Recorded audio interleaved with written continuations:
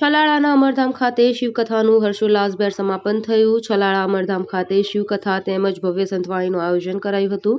છલાળા ખાતે 31 ડિસેમ્બરથી 8 જાન્યુઆરી દરમિયાન બ્રહ્મનિષ્ઠ સદગુરુ હરિસંઘ સાહેબની 12મી નિર્વાણ તિથિ નિમિત્તે ભવ્ય શિવકથા તેમજ સંતવાણી તેમજ રાસ ગરબાનું આયોજન કરવામાં આવ્યું હતું, જેમાં લાખોની સંખ્યામાં ભક્તો ઉમટી પડ્યા હતા।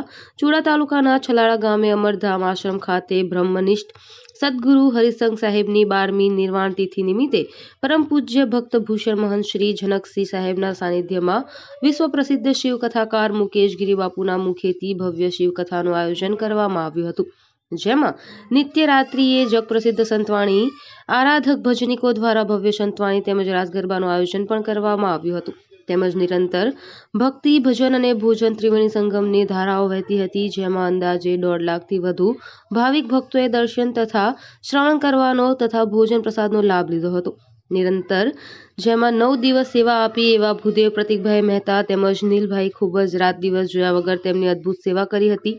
સમસ્ત છલાળા ગામના યુવાનો, બાળકો, વડીલો અને બહેનોએ ખૂબ જ ભાવથી શિવકથા શ્રવણ કરી અને આ સેવા યજ્ઞમાં સેવા કરી હતી। તે બદલ પરમ પૂજ્ય ભક્ત ભૂષણ જનકસિંહ સાહેબ બાપુએ કથાના સમાપન સમયે સૌ ભાવિક ભક્તોનો આભાર વ્યક્ત કર્યો હતો।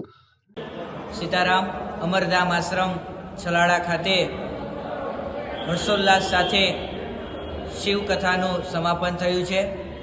પરમ પૂજ્ય બ્રહ્મનિષ્ઠ સદગુરુ શ્રી હરિસંઘ સાહેબની 12મી નિર્વાણ તિથિ અંતર્ગત પરમ પૂજ્ય ભક્તભૂષણ મહંત શ્રી જનકસિંહ સાહેબના સાનિધ્યમાં પરમ પૂજ્ય વક્તાશ્રી ગિરિબાપુના શ્રી મુખેથી શિવ મહાપુરાણ કથાનું આયોજન થયું હતું।